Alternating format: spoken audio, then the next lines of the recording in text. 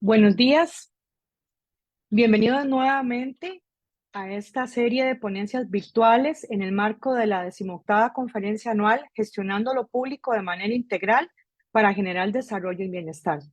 El día de hoy vamos a iniciar con esta ponencia, las reformas a los modelos de salud, retos para los gobiernos latinoamericanos, a cargo del expositor, el doctor en pensamiento complejo de multiversidad, Edgar Morán de México, el señor Óscar Salazar Duque, quien también es magíster en gestión de organizaciones de la Universidad Escuela de Administración de Negocios de Bogotá, Colombia, especialista en Administración Pública de la Escuela Superior de Administración Pública, ESAP, especialista en Administración Pública y Control Fiscal de la Universidad del Rosario, Bogotá, y especialista en docencia universitaria de la Universidad Militar de Bogotá.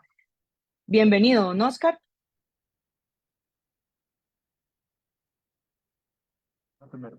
Señorita, muy gentil. ¿Puedo iniciar ya? Sí. Sí, señor, ya puede iniciar.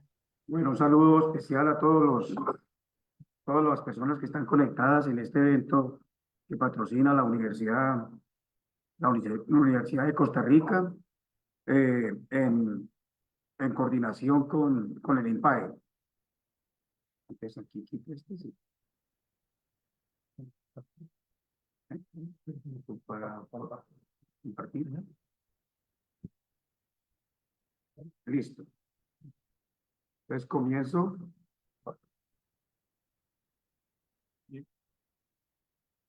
Ahí está. Sí,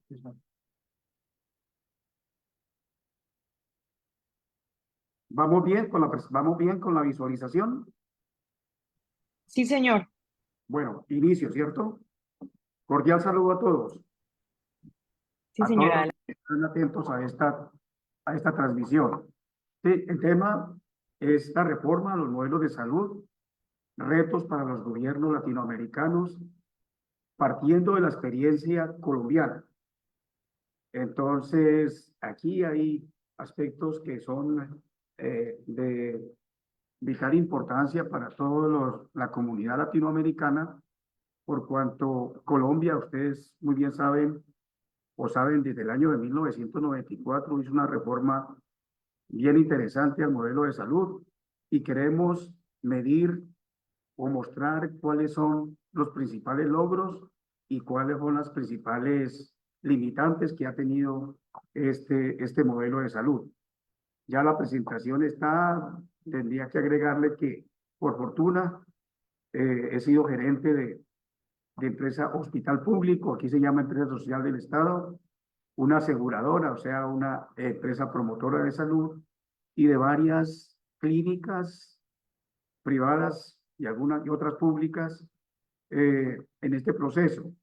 Soy docente investigador y me vinculé a la Escuela Superior de Administración Pública con la especialización en administración hospitalaria y ahora estoy con la maestría en administración pública y también con el pregrado.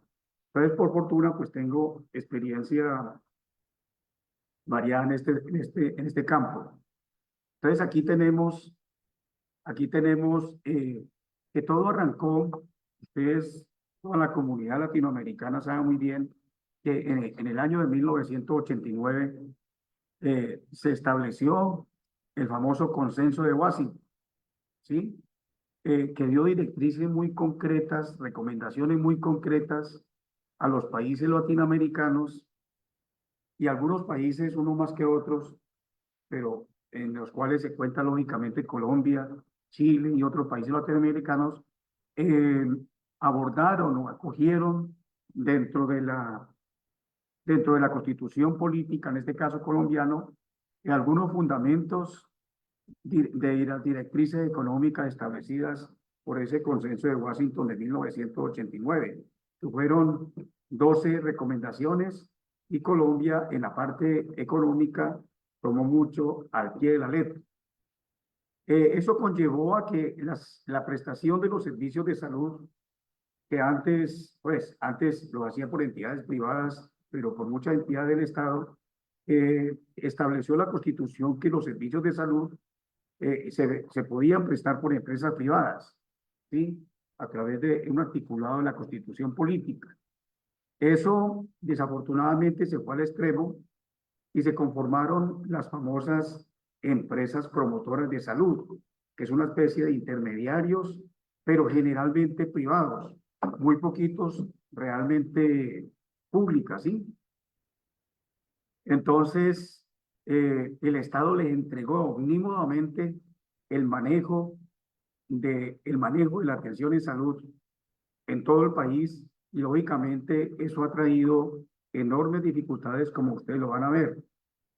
Entonces allí realmente el Estado cedió, el, eh, se perdió en la rectoría estatal en el manejo de los temas de salud a las EPS. Y como en Colombia, como en muchas legislaciones latinoamericanas, existe en virtud de la protección a la libre empresa, algunas desafortunadamente, eh, aprovechando el famoso velo corporativo, se generaron muchos problemas de corrupción. Vale decir, los recursos no se invirtieron todos en el objetivo central de la atención en salud, sino que se desviaron para otros fines. Y eso lógicamente le ha traído enormes dificultades y pérdidas, pérdida de recursos físicos. Otro problema crítico fue que las famosas aseguradoras se concentraron en la atención de la enfermedad, se volvieron morbicéntricas y pseudocurativas, ajenos a las recomendaciones de los organismos especializados, OMS, OPS, PNUD, de establecer estrategias muy concretas en procesos de promoción, prevención y educación en salud. Y vamos a ver las consecuencias. Al entregarse esa prevalencia, ese manejo, ese manejo omnímodo, como ya lo dije, a las entidades privadas, pues lógicamente surgieron muchas tensiones entre los aseguradores, vale decir, las EPS o empresas promotoras de salud y los prestadores.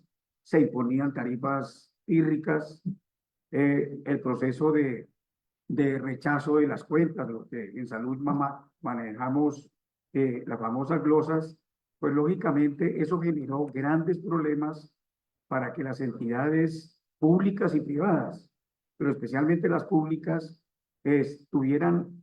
presentaran grandes problemas de sostenibilidad económica.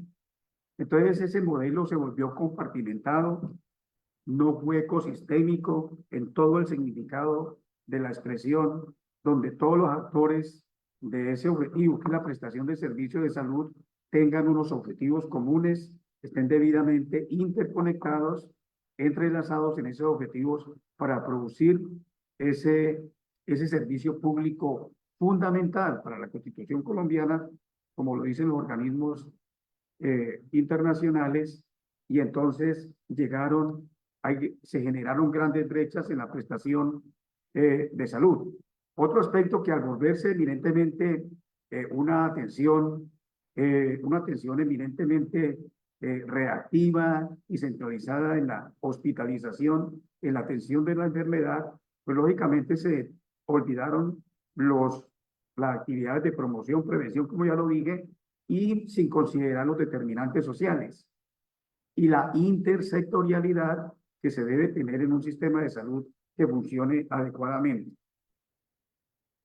Esto en la legislación colombiana existe la tutela para pedir el cumplimiento de los derechos y ese derecho fundamental como es de la salud, pues lógicamente ha tenido un volumen inmenso de tutelas, reclamando en la mayoría de los casos atenciones que estaban dentro de los mismos planes de beneficios. Bueno, otro de los problemas críticos de los países latinoamericanos y en general, y aún países de mayor nivel de desarrollo, es olvidarse del el impacto de la carga de la enfermedad por efecto de la variación en las pirámides poblacionales. Entonces, lógicamente, allí se disparan los costos de salud porque solamente se atienden en la demanda efectiva en los hospitales de mayor desarrollo. Y eso ha conllevado una profundización de la brecha en la otro aspecto muy importante. Al no tenerse un enfoque sistémico, un enfoque interrelacionado, pues todos sabemos que la atención médica pues requiere una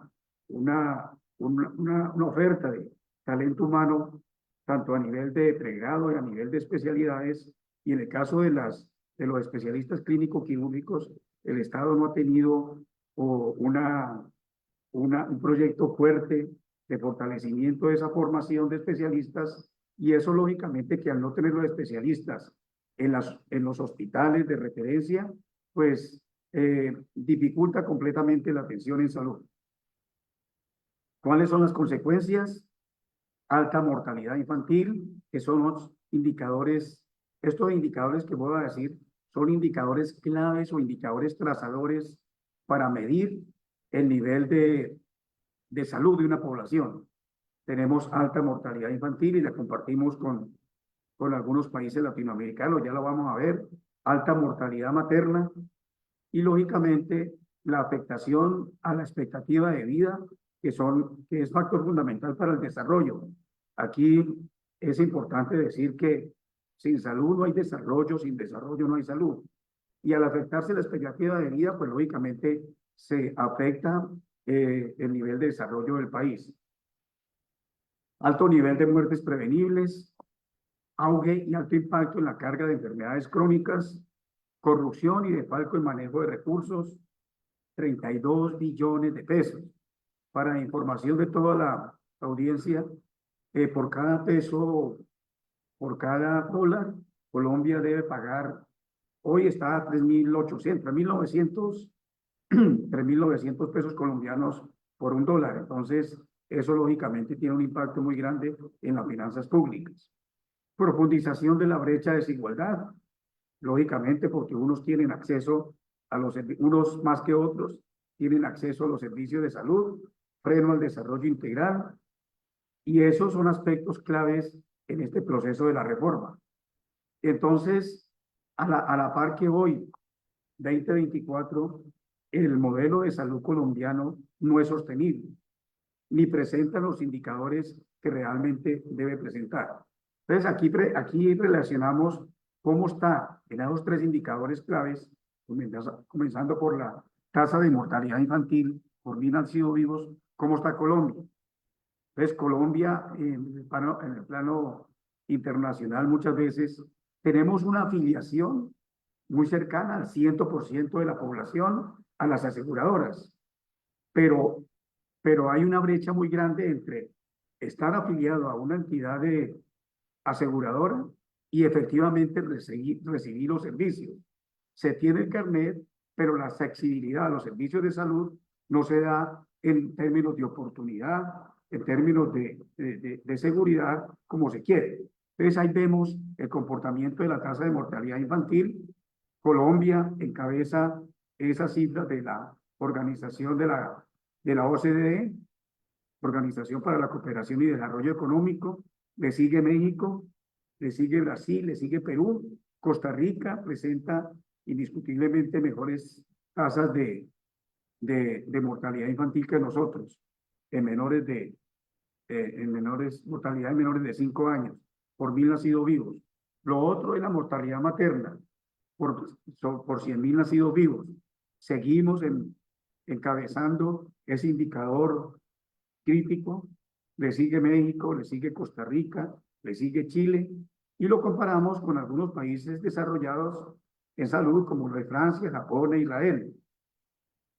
Luego tenemos la esperanza de vida, a pesar de que la colombiana está en 76.9, pero nos supera los países latinoamericanos, nos supera Chile, ¿sí?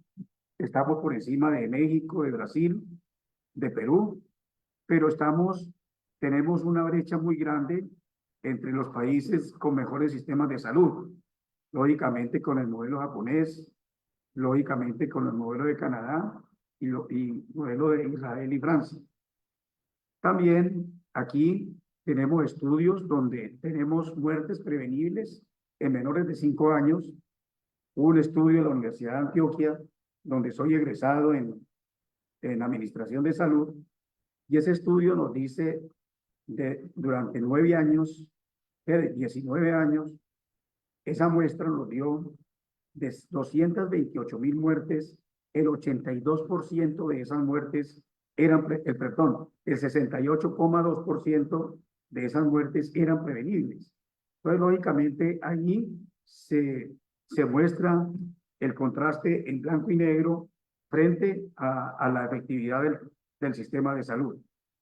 Esto es de la Universidad de Antioquia, y hay una parte muy importante que es la desigualdad social.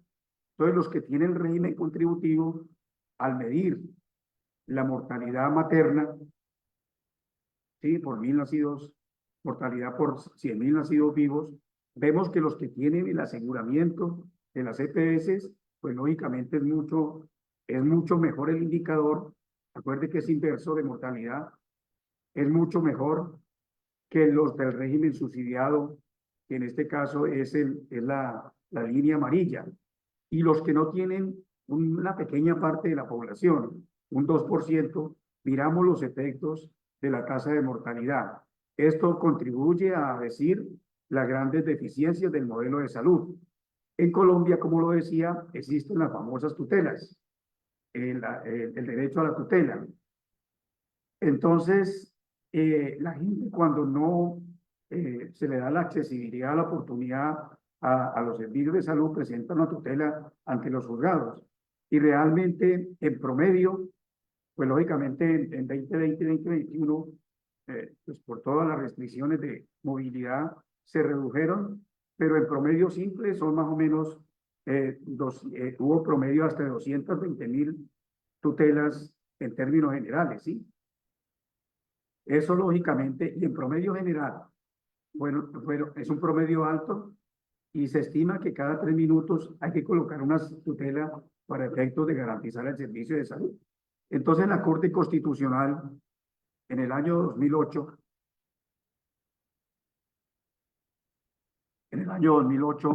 viendo esa cantidad de tutelas, esa cantidad de reclamos por los mismos derechos, entonces sacó una supersentencia, así la llamamos, la T-760, que obligó al Estado a hacer reformas estructurales al modelo de salud.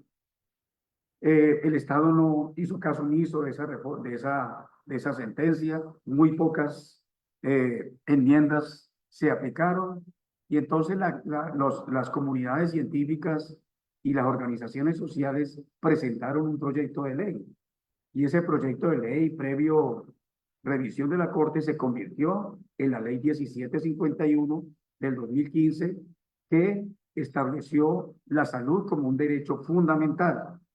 Pero desafortunadamente no se han hecho las reformas, los gobiernos del 2015 para acá no han hecho las reformas estructurales, y lógicamente eso empeora el desempeño de la salud de la población.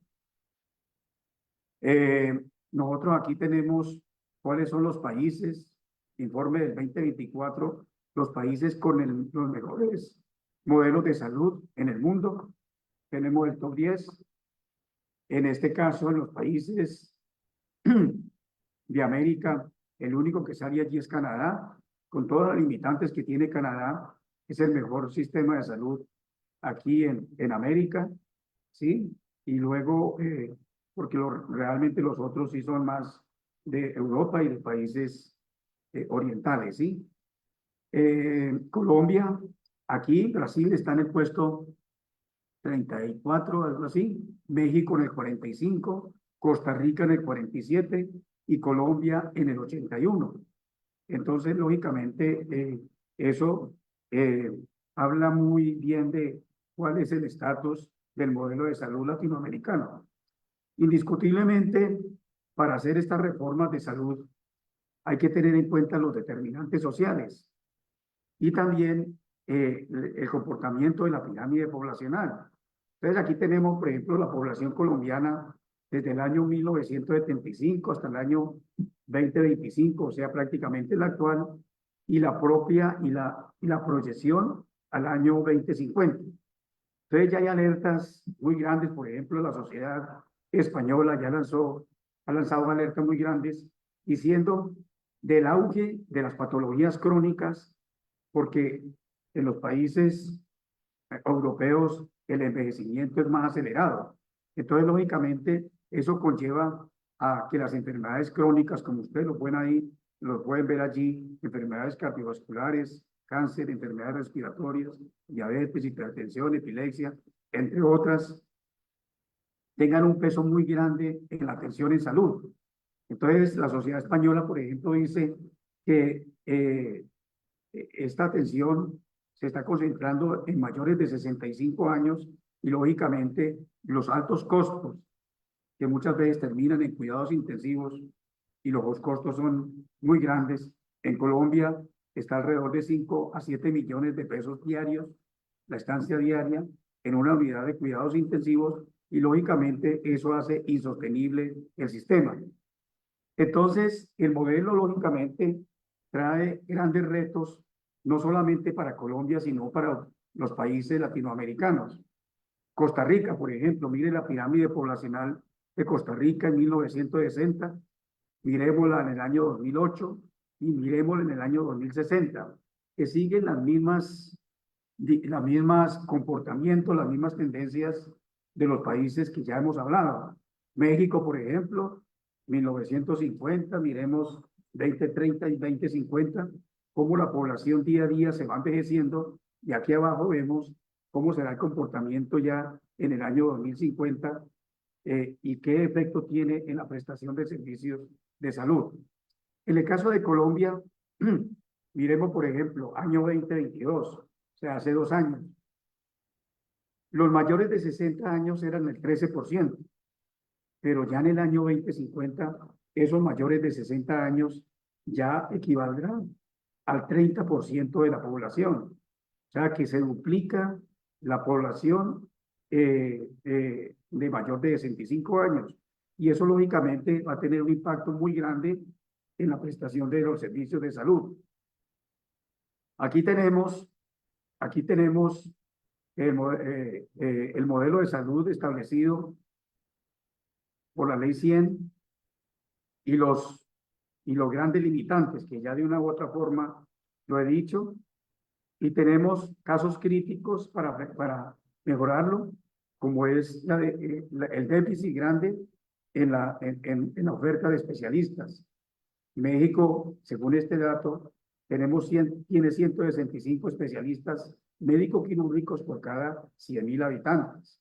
Brasil tiene 25, Chile tiene 65 y Colombia no llega a 30. Entonces, lógicamente, todo plan de mejoramiento de coberturas y de efectividad de los niveles de atención se ven con esa limitante. Y además, pues, los hospitales públicos y muchas clínicas privadas colapsaron, se cerraron, y muchos hospitales públicos han tenido grandes deficiencias en este proceso de desarrollo. Entonces, la reforma que está en proceso fracasó en el debate reciente en el Congreso de la República.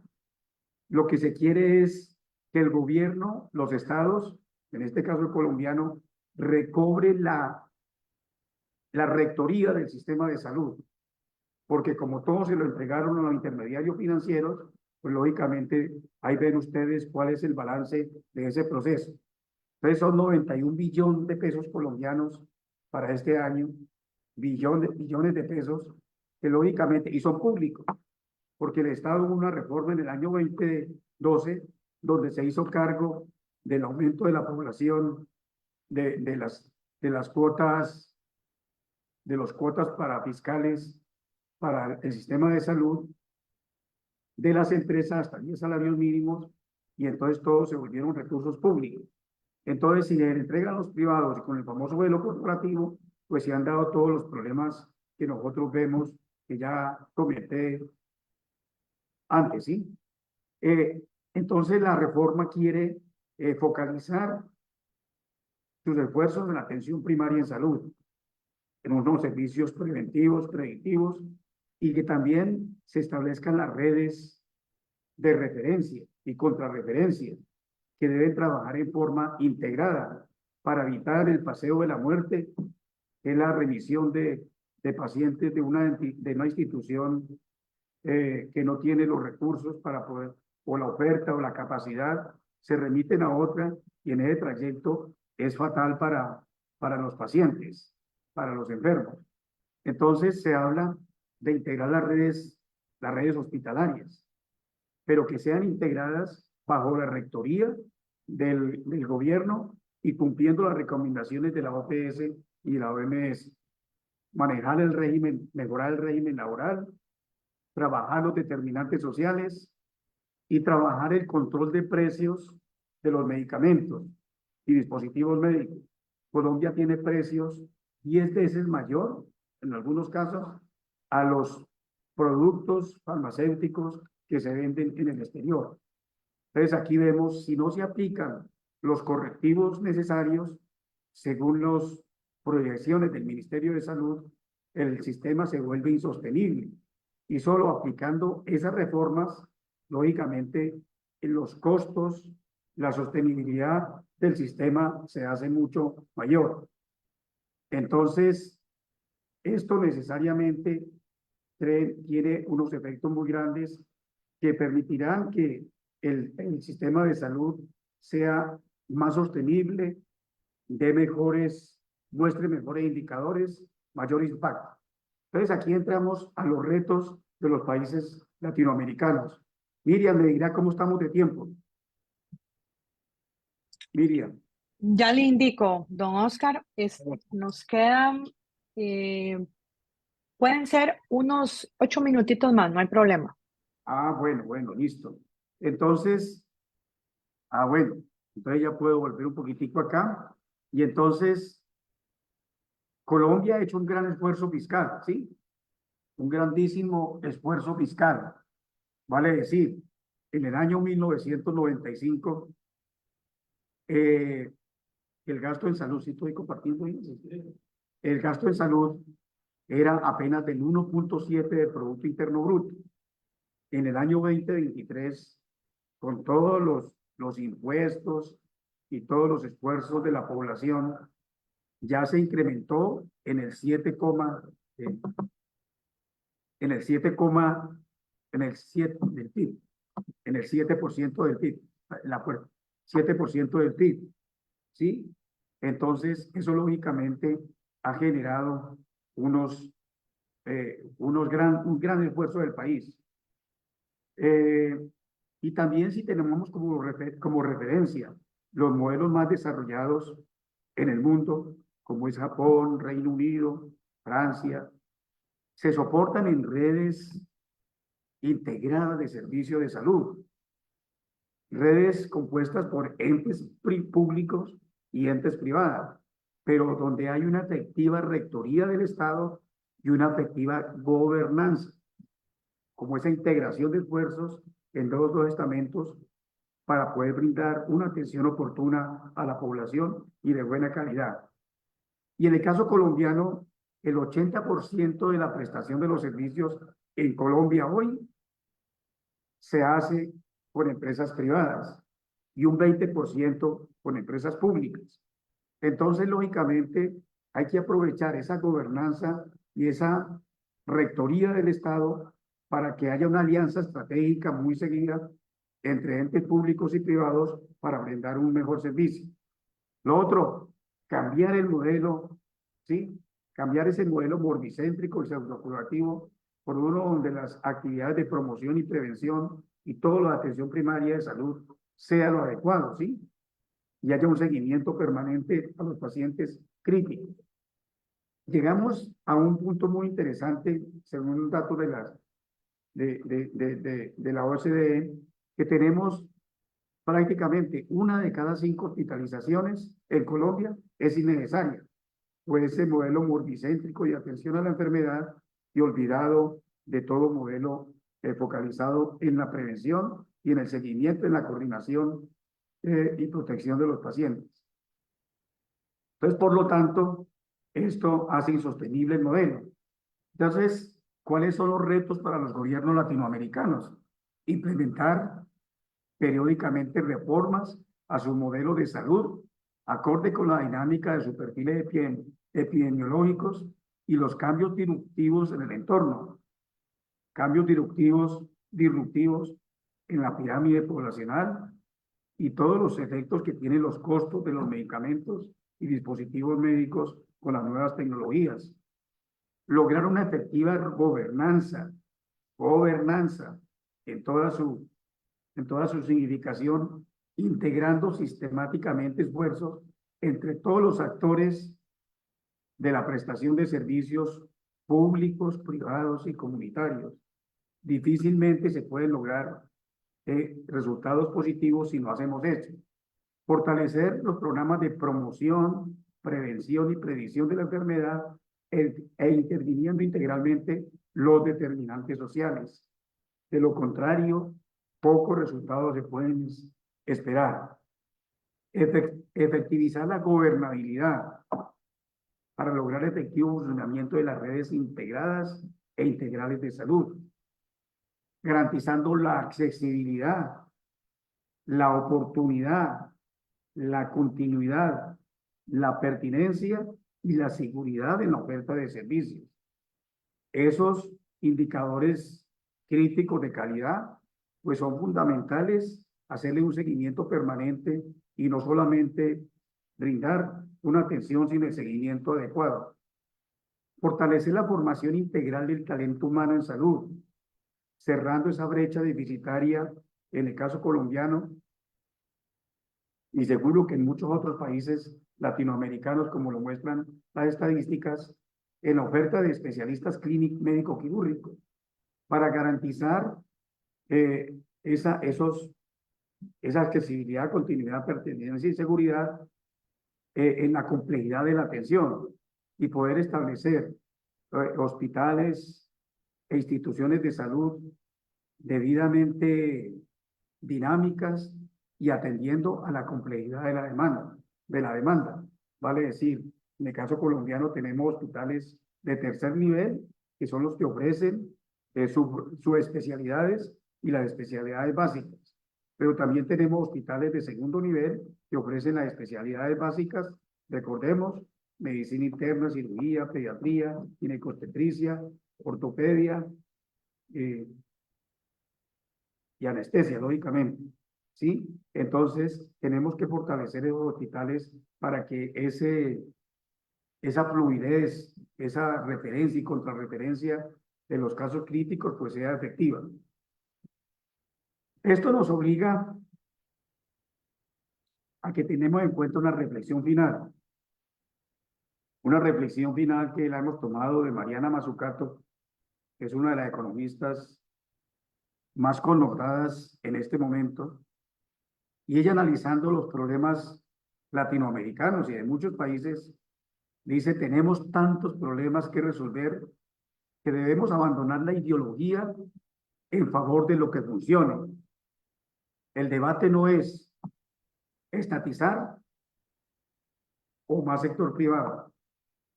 El debate es saber trabajar juntos en pro de una efectiva gobernanza para producir los resultados que la sociedad reclama. Entonces, hasta allí es mi intervención. Espero que contribuya a estos momentos de reflexión sobre los modelos de salud. Muchísimas gracias, don Oscar, por tan interesante ponencia. Estamos por acá, bueno, estoy revisando el Facebook del CICAP para ver si tenemos alguna consulta. Vamos a revisar. Perdón. Sí, tranquila, estoy atento. Sí, pero un momentito, es que se me estaba activando el audio.